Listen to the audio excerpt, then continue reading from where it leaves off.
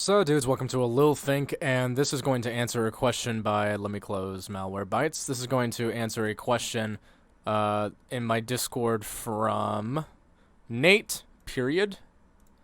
Greg, the newest defended is a 2-speed with cage shoddy, including ACOG. There are no new guns either. Are you planning to make a big think? Well, Nate, I don't plan on making a big think, but I am making a Lil Think.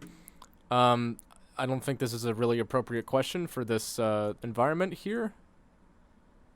Let me just get rid of that. Okay, so here's what I think about Goyo and his gun, and the fact that he's a 2-speed with an ACOG.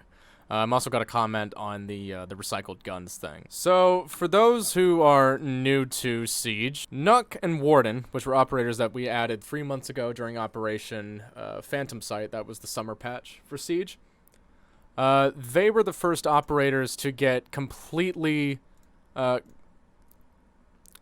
people say recycled, people say unoriginal. I'm just gonna go with currently existing because that seems a little bit less pejorative, doesn't it?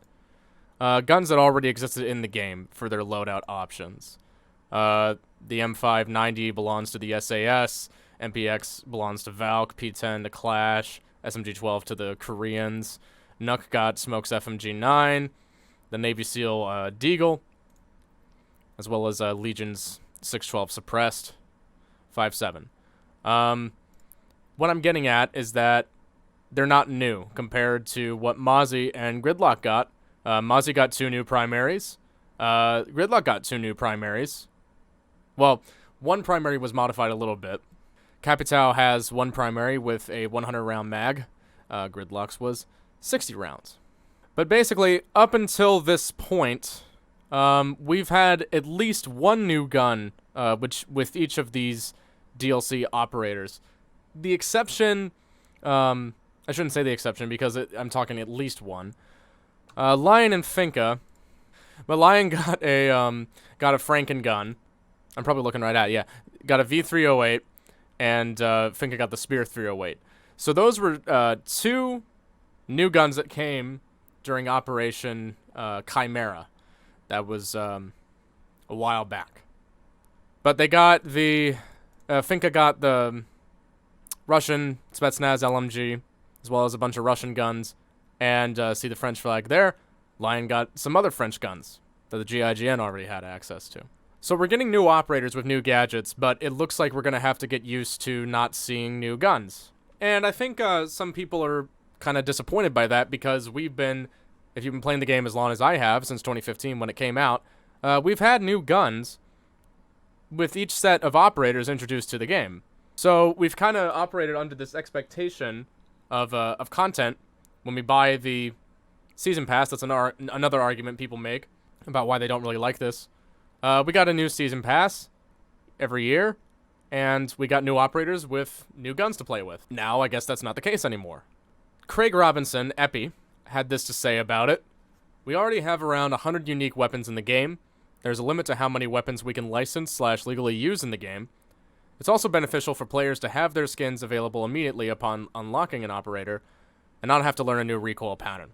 Reusing assets in the game to kind of make things easier for currently existing players is an argument, but I also think it's a data limit thing and a licensing thing. This kind of makes me think a little bit about, did the people who work at UB Corporate think Siege was going to get this far?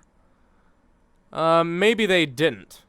I don't really know, because I feel like the solution to this problem, if you want to call it a problem, I don't really think it's a problem. I understand where Ubisoft is coming from here. I think it's totally understandable.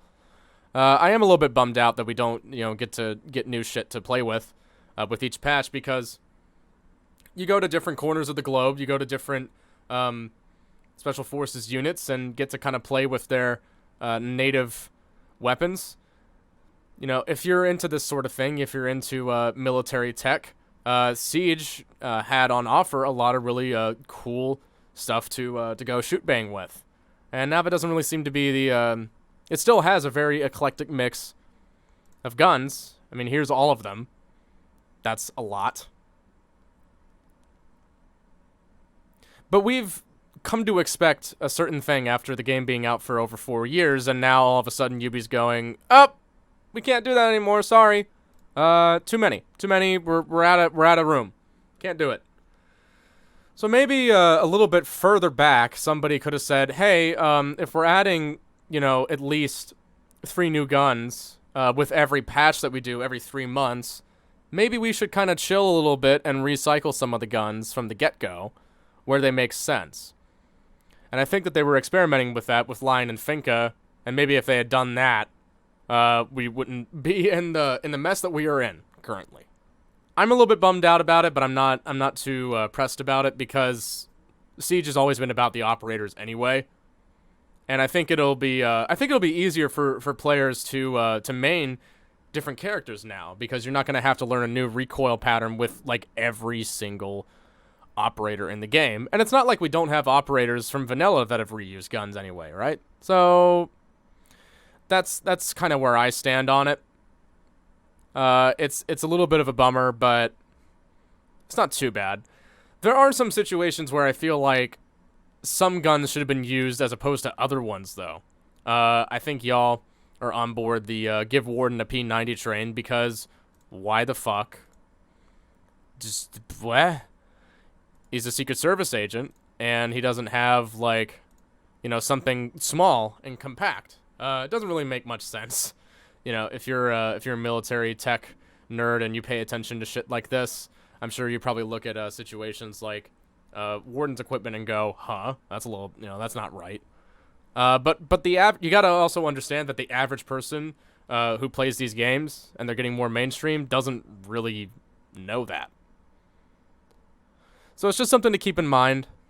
The reason why I really like Goyo a lot, I think Goyo is going to represent a very much needed shift for Rainbow Six Siege in terms of how we can entice people to play new operators and experiment a little bit in the game.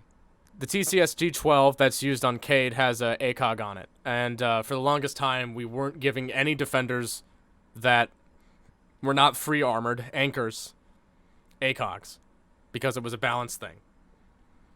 Well, now we're finally chilling out with the wacky, weird secondaries, it seems, for the most part here.